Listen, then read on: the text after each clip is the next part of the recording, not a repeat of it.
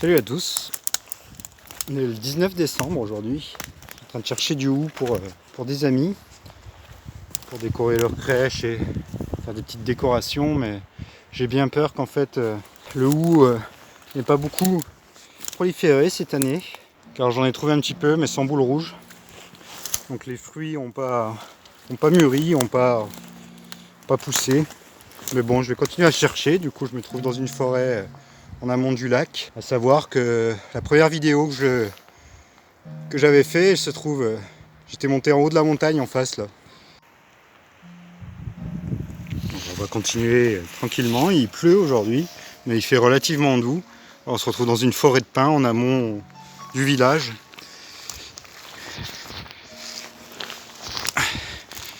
On peut encore voir les différentes étapes de culture, les différents étages. Je vais les emprunter pour pouvoir traverser la forêt, ce sera plus simple. Donc voilà un petit arbuste de hou, et il n'y a aucune boule.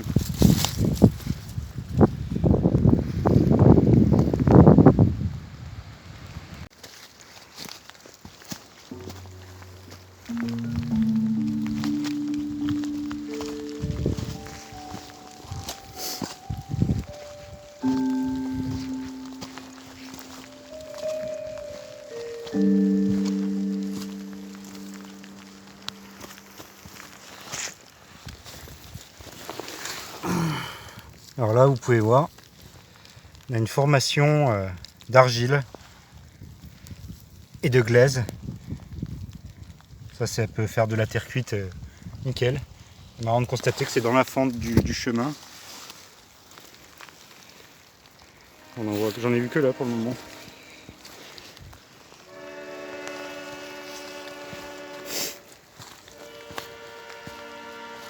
Ici l'été, il y a plein de mûres.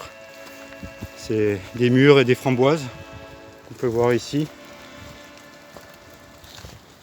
Un ancien chemin donc utilisé auparavant des routes qui est derrière les maisons.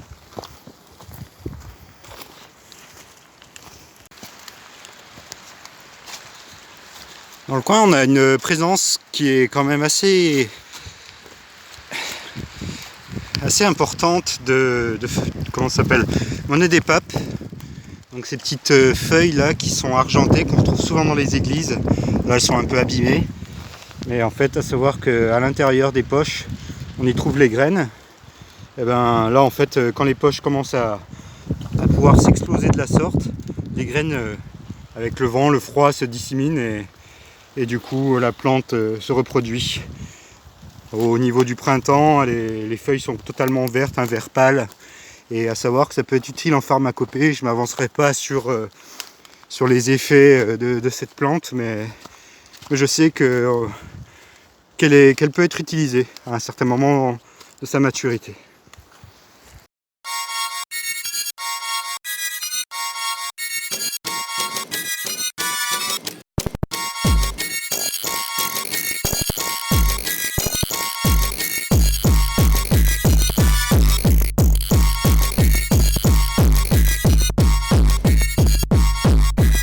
Savoir que les collines sont jonchées de ces vieux chemins et de ces vieux murs montés, je dirais, à la hâte. Je ne sais pas si ça a été le cas parce que bon, c'est vraiment des pierres posées et je pense tout simplement que c'est quand les gens ont déblayé par exemple cet espace pour faire certainement auparavant des plantations et autre chose, ils ont enlevé les pierres tout simplement pour en monter le mur sur les côtés et pouvoir alors surmonter le chemin d'un entourage. C'est un peu plus calme dans la forêt, on ressent moins la pluie et le vent. C'est appréciable, j'ai envie de dire. Par là-bas, on peut voir la brume qui s'élève. On est dans ce genre de forêt humaine, tout simplement, parce que c'est beaucoup de pins qui ont été plantés pour la coupe de ces derniers, tout simplement. C'est pas le genre de forêt que j'aime bien, mais bon, ça reste quand même des parts de nature. Je préfère les forêts sauvages, un peu plus primitives et qui ont repris le dessus par elles-mêmes, plutôt que celles-ci arrangées par l'homme et qui vont venir débiter les uns après les autres ces sapins. je vais continuer à grimper là-bas et puis on verra bien.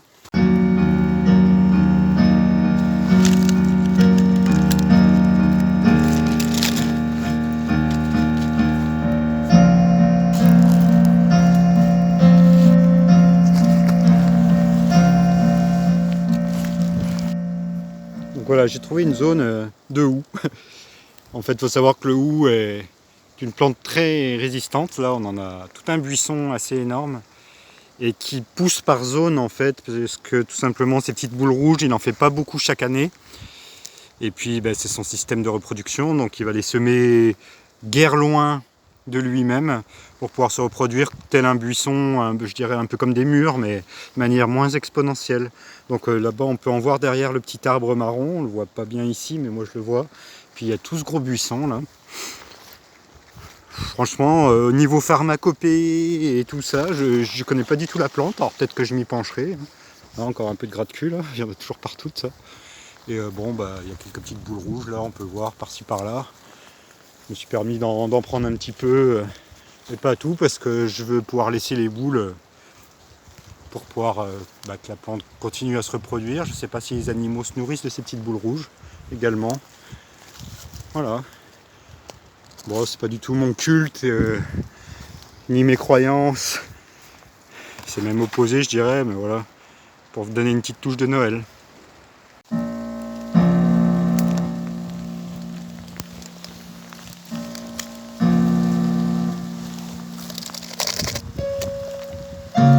Ça, ces vieilles bouteilles là, de canettes de bière, ça fait longtemps que je l'avais pas vu. C'est fou que même dans la nature la plus profonde, là je suis quand même perdu dans la forêt, pas perdu dans la forêt, mais je suis entouré de rien. Ouais, tout à l'heure j'ai trouvé du coup un pot de crème quoi. Que vient faire un pot de crème en pleine forêt. Bon, encore une petite bouteille de vinasse à l'ancienne, là, comme ça. Je veux dire que c'était des villageoises, hein, vraiment.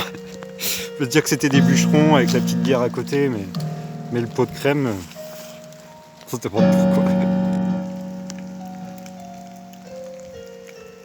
Ouais, il va falloir que j'aille dans ce gouffre de plein de brume en fait. Je viens de là-haut. C'était quand même plus éclairé parce que j'étais arrivé en haut de la montagne. Et là je retourne dans ce gouffre, ça se voit. Je trouve que ça a pas l'air de se rendre. Le téléphone ça a pas l'air de se voir beaucoup, mais ça fait vraiment lugubre. On va arrêter pour prendre une photo là d'ailleurs parce que ça fait génial je trouve.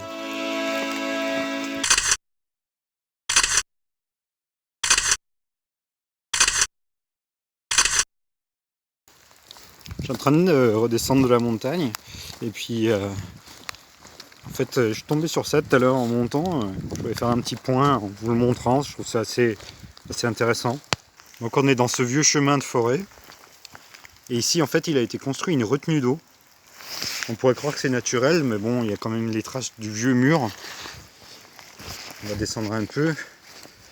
Qui a retenu une source, en fait, tout simplement. Regardez, elle est courante. Hein. On la voit courir un petit peu le long de la forêt et descendre tout de son aval. Et là, on peut voir une construction de mur. Je ne sais pas si vous y voyez bien, parce qu'il fait assez sombre dans la forêt. Et puis cette retenue d'eau, ma foi, qui pourrait être entretenue, qui elle-même descend de plus haut. Ça va venir sointer par là et puis courir là-bas. C'est certainement une retenue qui a été faite à l'époque où des gens vivaient dans le coin, où des gens peut-être tout simplement essayaient de cultiver les parcelles. Il fait vraiment sombre, c'est un truc de malade. Et je dirais pas qu'il fait nuit, mais on n'est pas loin. Il doit être quoi, 3h30 de l'après-midi. C'est un truc de fou. Allez, je continue. Je fais un petit point sur la monnaie des papes, ici elle est en meilleur état. On va voir un petit bouquet là-bas également. C'est vraiment joli pour la déco, mais je sais vraiment que ça a une utilité d'en faire ma copie.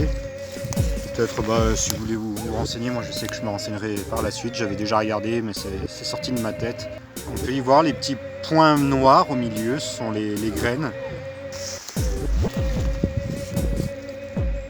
Et donc ça fait plaisir parce que je suis un peu retourné dans la lumière là. Ça fait du bien un peu avec ce joli petit mur. Ouais, ce qu'on va trouver peut-être de manière plus récente, c'est ce genre de puits qui ont été aussi directement tirés depuis le flanc de la colline. Là. avec cette petite construction en pierre qui va venir se dégorger alors dans cette petite retenue faite exprès. Donc on est là bien sûr sur des anciennes retenues d'eau pour les habitations qui étaient là bien avant les maisons plus récentes, je pense, qui faisaient partie du décor ici qui est devenu sauvage. On va faire un petit dernier point aussi sur une plante que je viens de voir là au passage et qui s'appelle le nombril de Vénus. Voilà, c'est une petite plante un peu grasse qui retient de l'eau, qui est très croquante, très fine en goût et vous pouvez en faire des salades. C'est très agréable à manger. J'adore, j'ai fait une salade là vu que c'est le moment avec des nombrils de Vénus. Ils adorent pousser dans les pierres, dans les vieux murs, dans les vieilles pierres. C'est pratiquement que dans ces lieux-là que vous les trouverez d'ailleurs. Et ils sont comestibles à partir de l'hiver. Après le début de l'hiver, ils sont bons. Et plus l'hiver finit, et plus on va dire que le pétoncule va devenir rouge. Et moins croquant et difficile à digérer, à manger tout simplement. Assez fibreux en fait. Donc voilà, petit nombril de Vénus à déguster. C'est très léger comme goût. Très léger, c'est croquant sous la dent, c'est intéressant en bouche. Je connais pas les vertus mais je sais que c'est très bon. Et en fait c'est un petit peu acidulé en fait, ça rappelle un peu l'oseille mais très légèrement. Et je vous disais que j'avais fait une salade il n'y a pas longtemps là, bon bien sûr avec tous les condiments qui vont bien avec. Et puis notamment des cynorhodons pour y rajouter un coup de peps, un coup d'acidité également, un peu plus. Et puis des petites pommes que j'avais ramassées auparavant. Ça a arrêté de pleuvoir, ça fait du bien. Encore une coupe de malade. Bon, ça va encore.